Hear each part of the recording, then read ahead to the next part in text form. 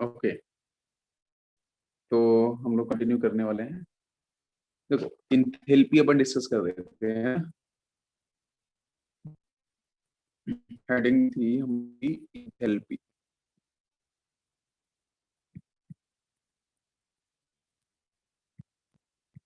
Enthalpy को अपन capital H से represent करते हैं, ठीक है। और मैंने आपको ये भी डिस्कस किया था कि इंथैल्पी जो टर्म है ना, जहाँ पे कैपिटल एच रिप्रेजेंटेशन आता है, यहाँ पे फिक्स जो होता है उसकी बात करेंगे तो एट कांस्टेंट प्रेशर, ठीक है। जब किसी भी सिस्टम के अंदर या किसी भी केमिकल रिएक्शन के अंदर अगर प्रेशर कांस्टेंट होगा, है ना, तो उस समय अपन जो एनर्जी होगी उस एनर्जी को अपन एच से रिप्रेजेंट करते हैं ना, कैपिटल एच से, उसको बोलेंगे अपन एंथैल्पी, ठीक है। और दूसरा मैंने टर्म आपको ये भी डिस्कस किया था एंथैल्पी के अलावा, कि अपन एक बार एंथैल्पी को भी रिप्रेजेंट करते हैं। मतलब एंथैल्पी के दोनों टर्म अपन, एक तो कैपिटल एच, एक कैपिटल ई।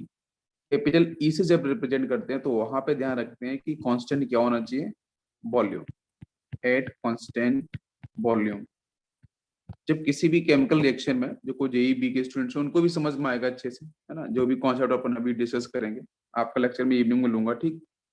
तो जो भी जेई सी बैच के स्टूडेंट्स का इक्विलिब्रियम कुछ छूटा हुआ है या फिर से समझना है तो इवनिंग में ज्वाइन कर सकते हैं। तो एट कांस्टेंट वॉल्यूम, अगर वॉल्यूम कांस्टेंट होगा तो उसमें अपन उसको रिप्रेजेंट करेंगे एंथैल्पी को कैपिटल एच से, कैपिटल ई से। और अगर आपका कांस्टेंट प्रेशर होगा तो अपन उसे रिप्रेजेंट करेंगे कैपिटल एच से, ठीक है। तो ये सिर्फ एक सिंबल है कि कैपिटल एच क्या है, कैपिटल ई क्या है ना, और रिप्रेजेंटेशन क्या है। और इसके बारे में हम लोगों ने एक्सप्लेन किया था कि जो इंथैल्पी है वो एग्जैक्टली आपका स्टेट फंक्शन है या क्या है, तो उसके बारे में हम लोग करते हैं डिस्कशन, बिकॉज हमें पढ़ना था इंथैल्पी। तो एक ऐसी एनर्जी जब किसी भी केमिकल रिएक्शन के अंदर कांस्टेंट प्रेशर होगा तो इस पर बोलेंगे इंथैल्पी। इसमें डिस्कस करना था कि यहाँ से इंथैल्पी को डिफाइन करेंगे तो heat absorb by system, heat absorb by the system at constant pressure, ठीक है। इसको अपन ऐसे डिफाइन कर सकते हैं, heat absorb by the system, ठीक है, एट कांस्टेंट प्रेशर। तो हीट एब्जॉर्ब की बात करें तो हीट को अपन स्मॉल क्यू से रिप्रेजेंट करते हैं। हीट का एब्जॉर्प्शन होना मतलब क्यू आपका पॉजिटिव होगा। जब कोई सिस्टम हीट को एब्जॉर्ब करता है तो अपन ने डिस्कस किया था कि क्यू कैसा होगा, आपका पॉजिटिव होगा। दूसरा अपने किया था कि क्यू आपका नेगेटिव कब, जब कोई भी सिस्टम हीट को रिलीज करेगा, ठीक है। जब कोई भी सिस्टम हीट को रिलीज करेगा तो डेफिनेटली अपन क्या बोलेंगे कि वहां पे कोई भी सिस्टम हीट को रिलीज कर रहा है। अब हीट को एब्जॉर्ब करना मतलब क्यू आपका पॉजिटिव। तो बट कांस्टेंट क्या होना चाहिए, pressure. At constant pressure heat आपकी कैसी होनी चाहिए, एब्जॉर्ब, है ना, उसको लेकर डिफाइन कर रहे हैं। तो दिस इज एंथैल्पी टर्म। और definitely enthalpy is state function, enthalpy is a state function. और स्टेट फंक्शन को मैंने टर्म डिफाइन किया था कि पाथ फंक्शन और स्टेट फंक्शन, दो टाइप के फंक्शंस होते हैं, ठीक है, जिसमें अपन ने पार्शियल डिफरेंशिएशन भी किया था। तो स्टेट फंक्शन और पाथ फंक्शन का बेसिक मतलब यही था कि सपोज आप ए से बी पॉइंट पे जा रहे हो, ठीक है। अगर आप डायरेक्ट ए से बी पे जा रहे हो, बीच में कोई भी डिपेंडेंसी नहीं है किसी भी पॉइंट की, आप डायरेक्ट ए से बी पे जा रहे हो, इट इज कॉल्ड डिस्प्लेसमेंट, है ना, shortest distance between two points. तो जो डिस्प्लेसमेंट आपका डिफाइन हो, it is called state function. But अगर आप ए से बी पे जाते समय बहुत सारे डिफरेंट आपकी वेरिएबल्स पैरामीटर्स अगर आपके डिफाइन हो रहे हैं, ठीक है। अब जैसे मैंने कहा कि suppose this is a first way, this is second way and this is third way. तो इसमें फर्स्ट और थर्ड जो रास्ता होगा, देखो उसमें अगर आप चेक करो तो ये आपका, ये देखो डिफरेंट पॉइंट्स आपको देखने को मिल रहे हैं, जहाँ पे आपका टेम्परेचर, प्रेशर, वॉल्यूम, उनके जो पैरामीटर्स हैं, उनके जो टर्म्स हैं वो आपके चेंज हो सकते हैं, ठीक है। तो अगर यहाँ पे डिपेंडेंसी हो रही है, this is called path function. तो डेफिनेटली आपका फर्स्ट एंड थर्ड, ठीक है, इनको अपन क्या बोलेंगे, पाथ फंक्शन, ठीक। और जो आपका सेकेंड जो पाथ है उसे अपन बोलेंगे स्टेट फंक्शन, ठीक है, स्टेट फंक्शन। ठीक है, ऑनलाइन में अपन पढ़ रहे हैं, मैं इसको, इसका रिकॉर्डिंग भी डालूंगा, बाकी आप मैं क्लास में भी एक्सप्लेन करूंगा इसे, ठीक है। जब भी ऑफलाइन में आऊंगा मंडे से या जब भी, तो मैं आपको इसका ऑफलाइन सेशन भी जैसे मैंने पहले आपको अभी आपकी वेकेशन में जो ऑनलाइन अपन ने डिस्कस किया था उसको ऑफलाइन मैंने नेक्स्ट 2 डेज या 3 डेज मैंने डिस्कस किया था, क्वेश्चंस भी किए थे, ठीक है। तो उसकी कोई टेंशन नहीं, आपको 2 बार पढ़ने का मौका मिलेगा, ठीक है, इन्हीं चीजों का। तो हम लोगों ने इसको डिफाइन किया था कि रिजल्ट आपका निकल के आया था इंथैल्पी का। मैं उसके रिजल्ट की तरफ चलता हूँ। तो रिजल्ट वहां पे आया था आपका delta H equal to delta E plus delta n into n g, इस तरीके से, और आर इंटू टी। मैंने आपसे कहा था कि आप absolute value of enthalpy find out नहीं कर सकते हो, तो आप क्या फाइंड आउट कर सकते हो? चेंज, ठीक है। तो change in enthalpy at constant pressure को डेल्टा एच यहाँ से आप डिफाइन कर सकते हो।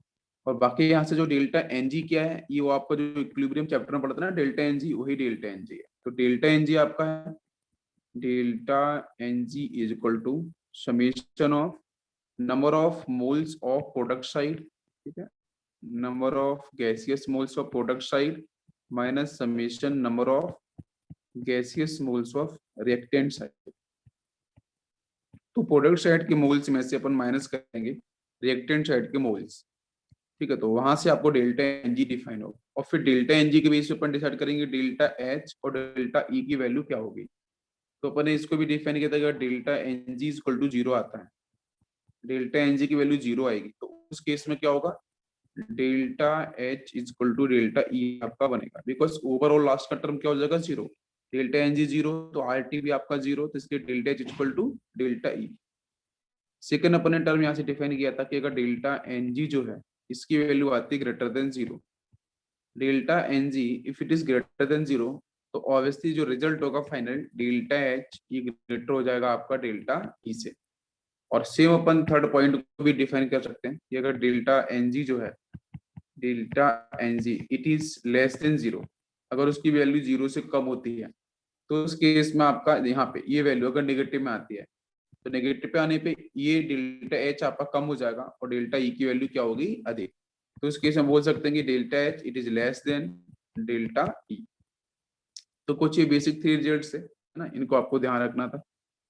तो इसको अपन ने ड्राइव भी किया था, इसका डेरिवेशन भी लिए थे कि delta H equal to delta E plus delta N G R T define आपका कैसे हो, ठीक। इसके पे कुछ और इम्पोर्टेंट टर्म्स में डिस्कस करता हूँ, डिफरेंट केस। तो अपन डालेंगे हेडिंग केसेस, कुछ इंपॉर्टेंट केस है जिसमें केस फर्स्ट के बारे में पहले अपन डिस्कस करेंगे। केस फर्स्ट में मैं एक्सप्लेन करूंगा। अगर प्रेशर और वॉल्यूम दोनों वेरिएबल है, मान लो कोई एक ऐसा न्यूमेरिकल है, थोड़ा सा मैं न्यूमेरिकल सेक्शन पे चलता हूँ, ठीक है, कि अगर न्यूमेरिकल्स में जब भी कोई क्वेश्चंस आते हैं, कुछ टर्म्स आता है, तो कितने तरीकों से आ सकता है, मैं उनकी बात करूंगा, ठीक है। तो न्यूमेरिकल्स के अंदर मैंने सबसे फर्स्ट पॉइंट बोला कि if pressure and volume, if pressure and volume are variable और वॉल्यूम वेरिएबल है, तो उस केस में अपन जो इंथैल्पी चेंज है एट कांस्टेंट प्रेशर उसे अपन फाइंड आउट कैसे करेंगे। ऐसा क्वेश्चन आ गया, प्रेशर और वॉल्यूम दोनों वेरिएबल उसने बोल दिया है, तो कुछ भी नहीं करना, सीधा सा रिजल्ट है आपको delta H equal to delta U. देखो मैंने कहा था आप डेल्टा यू बोल सकते हो, ठीक है, बिकॉज हमारे फॉर्मूला में क्या था, delta H equal to delta E. और वैसे भी जो इंथेल्पी का जो रिजल्ट आता है एच इक्वल टू, अगर एब्सोल्यूट इंथेल्पी की बात करूं तो H equal to U plus P into V, ठीक है। ये फर्स्ट लॉ ऑफ थर्मोडायनेमिक्स अपन डिस्कस कर रहे हैं, ठीक है, फर्स्ट लॉ ऑफ थर्मोडायनेमिक्स में यही था आपका, ठीक है। तो हम लिख सकते हैं एच इक्वल टू यू आपका इंटरनल एनर्जी चेंज है प्लस आपका वर्क डन है, ठीक है, तो यू प्लस पी भी लिख सकते हैं। तो ये लिखा अपने delta H equal to delta U, ठीक है, और प्लस यहां से हम लिखेंगे क्योंकि प्रेशर वॉल्यूम दोनों चेंज है इसमें, तो पीबी लास्ट में आ रहा है, तो पीबी लास्ट में आने का मतलब यहां से कर सकते हैं अपन P2 B2 P1 B1, ठीक है। तो अगर ऐसा क्वेश्चन आता है कि जहां पे प्रेशर वॉल्यूम दोनों आपके वेरिएबल हो रहे हैं, तो उस केस में अपन इसे ऐसे लिख सकते हैं डेल्टा एच इक्वल टू, देखो डेल्टा एच क्या है, ये तो आपकी इंथैल्पी है, delta H is the enthalpy at constant pressure. But delta U क्या है, डेल्टा यू है आपकी इंटरनल एनर्जी, ठीक है। This is the internal energy. किसी भी सिस्टम की इंटरनल एनर्जी जो होगी वो आपको एनर्जी ऑफ सिस्टम। ठीक है, बाकी आपका क्या है, प्रेशर और वॉल्यूम बच्चों चेंज हो रहा है, तो कहा जाएगा भाई इनिशियल जो प्रेशर है वॉल्यूम है वो ये है, this is initial and this is final. ये इनिशियल होगा और आपका ये फाइनल होगा।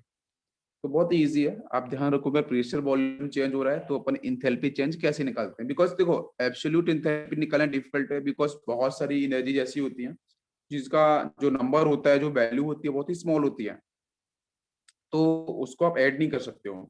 तो बिकॉज इंथैल्पी क्या है भाई, टोटल टोटल किसी भी केमिकल रिएक्शन, किसी भी सिस्टम की टोटल इंथैल्पी चेंज ना, टोटल इंथैल्पी की बात कर रहा है। अगर एच की बात करेगा तो देखो यहाँ से आप एच फाइंड आउट नहीं कर सकते हो, ये सिर्फ एक फॉर्मूला आता है कि एच इक्वल टू क्या होगा, इंटरनल एनर्जी प्लस आपका वर्क डन। वर्क डन क्या होता है, पी इंटू बी। ठीक है, पी क्या है यहाँ पे, पी एक्सटर्नल है। ठीक है right, this is P external. तो अगर क्वेश्चन में आता है कि चेंज के बारे में, प्रेशर वॉल्यूम दोनों चेंज हो रहा है, तो उस केस में चेंज इन इंथैल्पी कैसे निकालते हैं।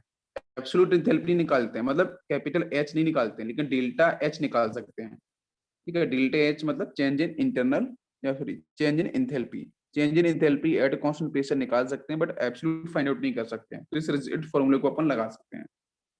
इस तरीके से कहूँ कि अगर क्वेश्चन एक आया कि कांस्टेंट वॉल्यूम है, सेकंड केस, ये फर्स्ट केस क्लियर हुआ। अब लेते हैं अपन सेकंड केस इसी में, 1 सेकेंड, यस, सेकंड केस को डिस्कस करते हैं। सेकंड केस में ऐसा क्वेश्चन में दे रखा है एट कांस्टेंट वॉल्यूम।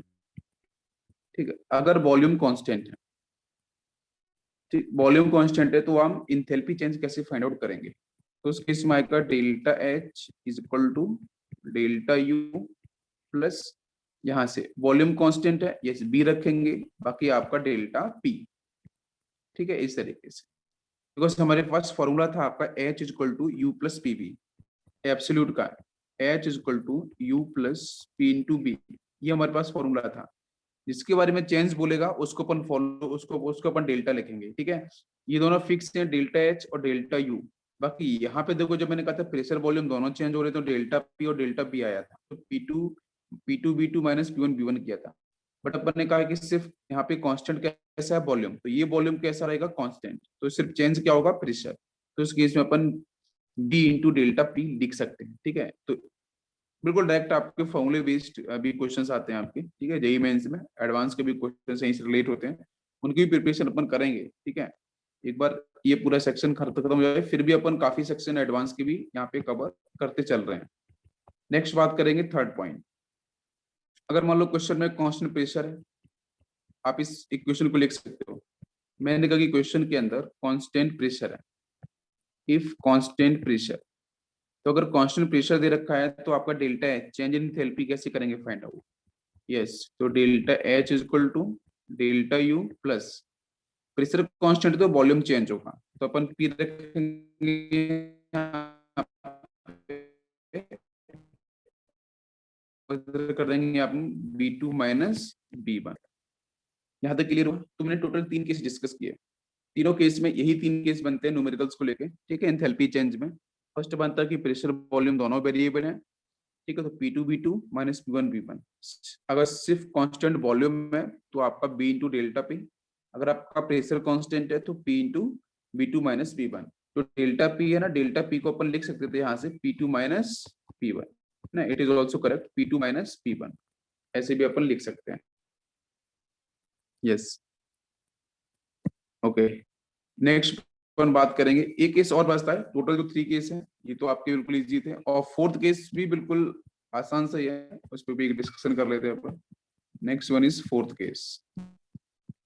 तो फोर्थ केस में इफ इंथैल्पी, मैं लिखता हूँ इसमें, if enthalpy change, if enthalpy change is asked for a chemical reaction, है ना, कोई केमिकल रिएक्शन है, वहां पे इंथैल्पी चेंज पूछी गई है एट ए गिवन टेम्परेचर, एट ए गिवन टेम्परेचर। ठीक है। लेकिन एक बात ध्यान रखना, यहाँ पे लिखा है केमिकल रिएक्शन, और केमिकल रिएक्शन को लेके उसने पूछा कि एंथैल्पी चेंज बताओ, और जहाँ पे आपका कुछ गिवन है टेम्परेचर, तो उस केस में अपन मतलब जब केमिकल रिएक्शन गिवन है, ये स्पेसिफाइड है। जब केमिकल रिएक्शन देखो, जब केमिकल रिएक्शन गिवन नहीं थी तो उसके पहले के 3 केस थे, तीनों केस अपन डिस्कस किए हैं कि जब प्रेशर वॉल्यूम चेंज हो, प्रेशर कांस्टेंट हो और वॉल्यूम कांस्टेंट हो। अब मैंने कहा कि केमिकल रिएक्शन गिवन है, मतलब उन स्टार्टिंग के तीनों केस में केमिकल रिएक्शन गिवन नहीं होगी, लेकिन यहाँ पे केमिकल रिएक्शन गिवन होगी। तो अगर केमिकल रिएक्शन गिवन होगी तो अपन करते हैं find out delta R H. ये आर का मतलब क्या, रिएक्शन है, स्मॉल आर का मतलब रिएक्शन, और डेल्टा का मतलब क्या, change, change in enthalpy of reaction, is equal to delta R U, U आपका है internal energy change for the given reaction, तो प्लस पी, और ब्रैकेट में होगा आपका डेल आर, और यहाँ से आपका होगा V, V is the volume. ठीक है, तो एक ये क्वेश्चन आपकी बनती है जिसको मैंने बाद में मॉडिफाइड भी किया था, मैं आपको फिर से एक्सप्लेन कर देता हूँ। जब कोई किसी क्वेश्चन में केमिकल रिएक्शन गिवन होगा तो अपन इसे फॉलो करेंगे। ठीक है, आप आर लिखो ना लिखो कोई दिक्कत नहीं है, ठीक है।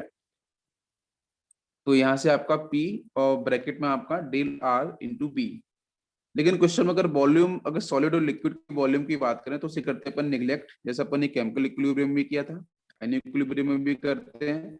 अगर मान लो किसी भी केमिकल रिएक्शन के अंदर कुछ मॉलिक्यूल्स अगर सॉलिड स्टेट में है या कुछ मॉलिक्यूल्स अगर लिक्विड स्टेट में है, तो उनकी एक्टिविटी को आप कर सकते हो वहां से नलीफाइड। ठीक है, उसको आपको डिफाइन नहीं करना है, ना उसके प्रेशर को ना उसके वॉल्यूम को। तो सॉलिड लिक्विड को बिल्कुल भी किसी भी केमिकल रिएक्शन के अंदर यूज नहीं करना है, बिकॉज रिएक्शन कैसे होने वाली है, गैसियस केमिकल रिएक्शन होने वाली है। और थर्मोडायनेमिक्स के अंदर अपन किसको पढ़ते हैं, गैसियस केमिकल रिएक्शन के बारे में। तो सिर्फ गैस के बारे में यूज करना है, सॉलिड लिक्विड की एक्टिविटी को नहीं लेना है। ठीक, तो हम लोग यहाँ से जो पी इंटू डेल्टा बी, इसको अपन चेंज कर सकते हैं। तो यहाँ से आपको पता है गैस की इक्वेशन के लिए पीवी इक्वल टू एनआरटी होता है, तो मैं पीबी की जगह एनआरटी को पुट कर देता हूँ, है ना। तो ये जो टर्म दिखाई दे रहा है वहां पे आ सकता है आर टी और डेल्टा एन आर जी, तो ये बन जाएगा नया equation, delta R H is equal to delta R U plus delta R n number of gaseous moles, ठीक है, into R into T. P भी है ना, उसके जगह पर यहाँ पे put कर दिया। ठीक है, और डेल्टा एन कैसे करते हैं फाइंड आउट, वो आपको एक्सप्लेन किया था मैंने। यहाँ तक क्लियर हो गया है? Yes, okay. बहुत ही आसान सा कॉन्सेप्ट था, ठीक है, इसमें कुछ ऐसा तो नहीं था जिसको अपन ने पहले भी डिस्कस किया है। चलो मैं कुछ केमिकल रिएक्शंस लेता हूँ, ठीक है, आपको क्वेश्चन लेता हूँ, कुछ बेसिक क्वेश्चंस आपको समझ में आएगा। जैसे मैंने एक क्वेश्चन लिया यहाँ पे कि आपको एज्यूम करना है कि कोई भी केमिकल रिएक्शन, जितनी भी केमिकल रिएक्शन मैं देने वाला हूँ वो सारी की सारी केमिकल रिएक्शन आपकी हो रही है ओपन कंटेनर में। ठीक है, मैं कुछ कंडीशन देता हूँ, गिवन केमिकल रिएक्शन कहाँ पे हो रही है, ओपन कंटेनर में। तो बताना है कि कौन सी केमिकल रिएक्शन के लिए first point delta H is equal to delta E होगा। सेकंड हम बात करेंगे delta H less than delta E होगा। ठीक है, ये दो कंडीशन अपन ले लेते हैं। चलो, तो गिवन केमिकल रिएक्शन में इन दोनों में से कौन सी कंडीशंस आपकी सेटिस्फाइड होगी।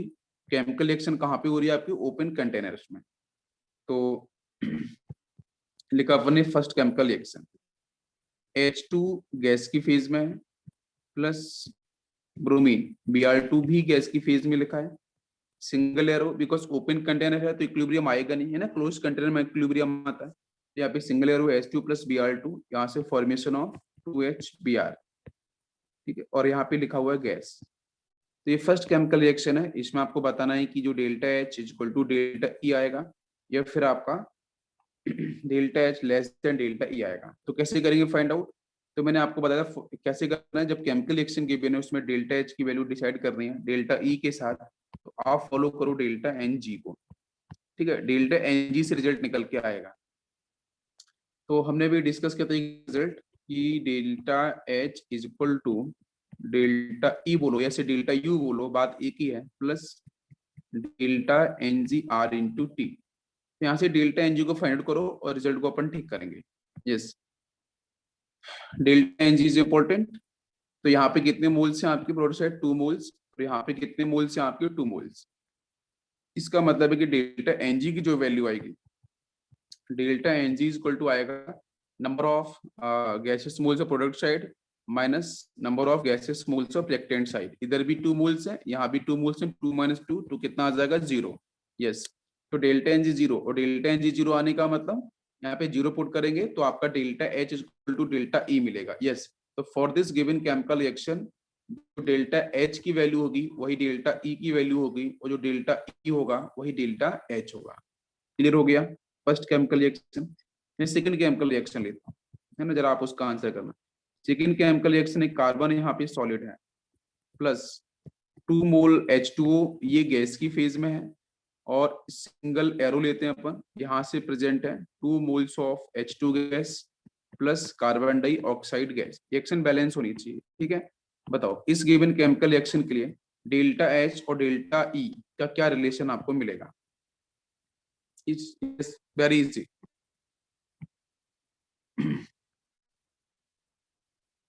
हाँ बिल्कुल, देखो विजय यहाँ पे गैसियस मोल्स लिए हैं, ठीक है, it is just a condition, ठीक है, बट प्रैक्टिकली ऐसा पॉसिबल नहीं होगा बिकॉज अगर बीकर अगर ओपन वेसल्स है तो गैस के पार्टिकल्स यहाँ से रिलीज हो सकते हैं, राइट। हाँ बिल्कुल करेक्ट है, बट यहाँ पे अगर क्वेश्चन आता है कि अगर ऐसे कुछ कंडीशन दे रखी है जहाँ पे डेल्टा एच और डेल्टा ई को रिलेट किया गया है ना, कुछ एक टाइम के लिए सिस्टम को, है ना, तो उसको एक्सप्लेन करना है मुझे। यस, तो इसका आंसर क्या होगा सेकंड का। आप चेक करो इसमें सेकंड में कहा है कि delta H equal to delta E आएगा।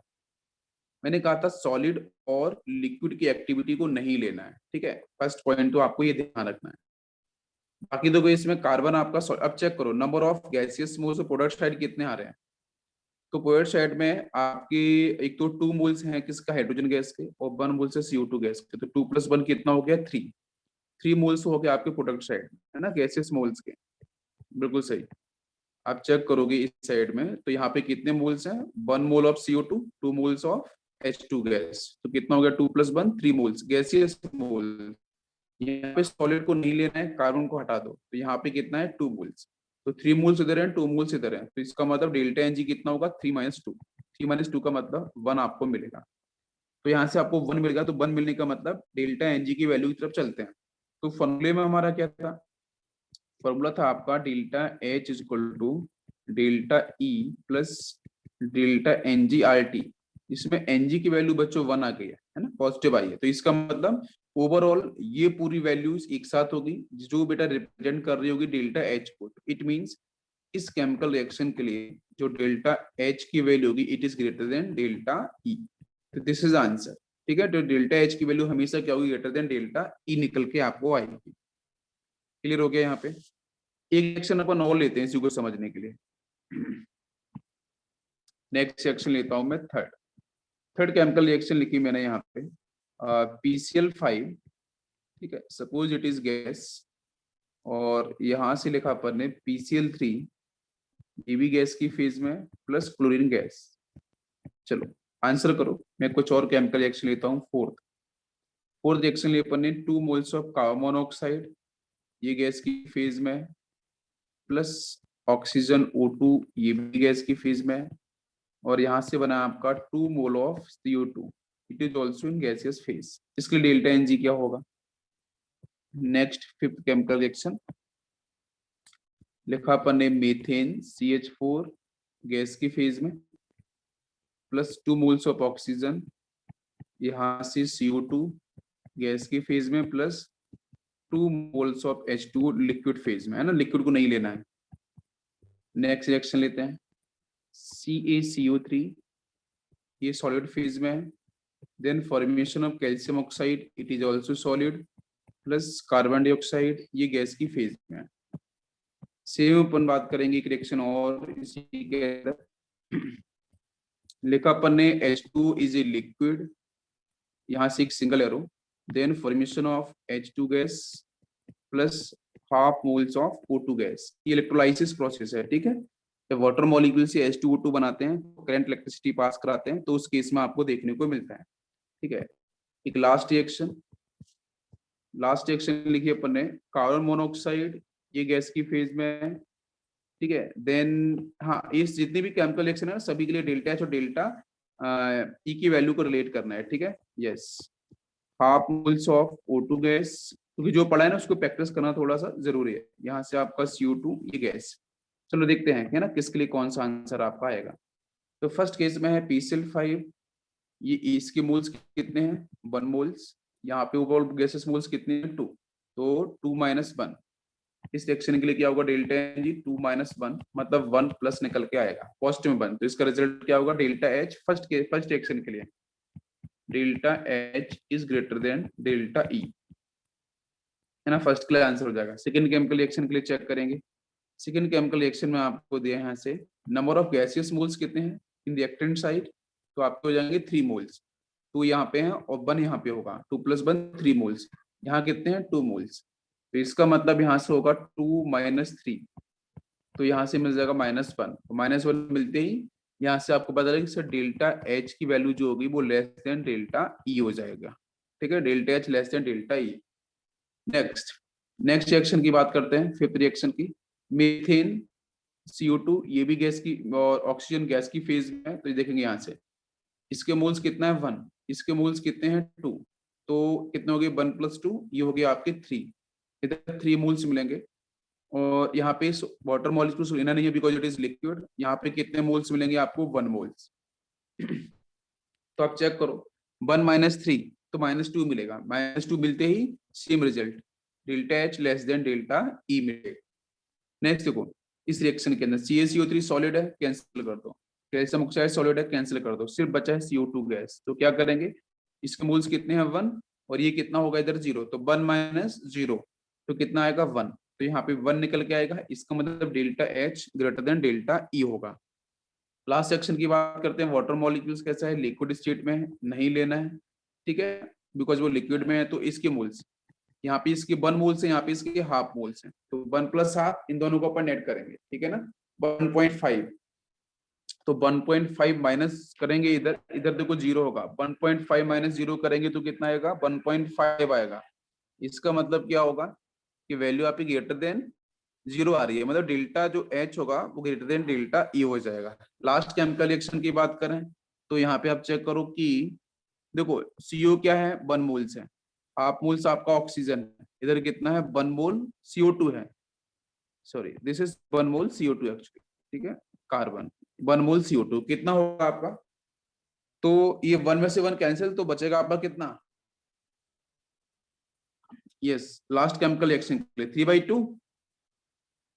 1 सेकेंड, इसको ना ऊपर लिख देता हूं मैं, थोड़ा सा इसको यहाँ पे स्पेस कर।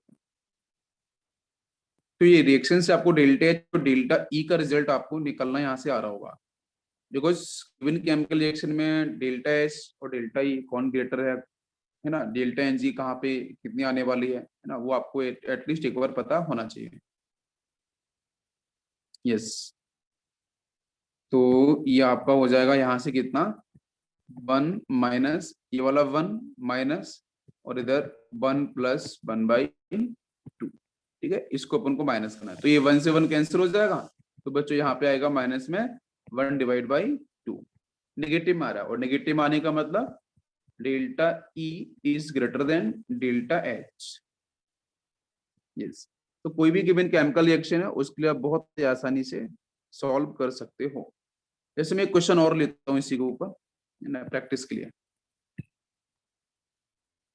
यस, एक क्वेश्चन लेते हैं अपन छोटा सा। क्वेश्चन है कि एक गिवन केमिकल रिएक्शन है, जिस केमिकल रिएक्शन में है C3H8, आपको मोल कॉन्सेप्ट में पढ़ाया है मैंने ना, कंबेशन रिएक्शन वही C3H8, ये आपको प्रोपेन दिया है और प्लस उसने इसका कंबेशन कराया है 5 मोल्स ऑक्सीजन के साथ, रिएक्शन बैलेंस होनी चाहिए। ठीक है, तो यहाँ से बनेगा आपका 3 मोल ऑफ CO2 और ये गैस की फेज में, प्लस दिया है उसने 4 मोल ऑफ वाटर मॉलिक्यूल्स, ये लिक्विड फेज में, और काय की कांस्टेंट आपका टेम्परेचर है at temperature is 27 degree Celsius.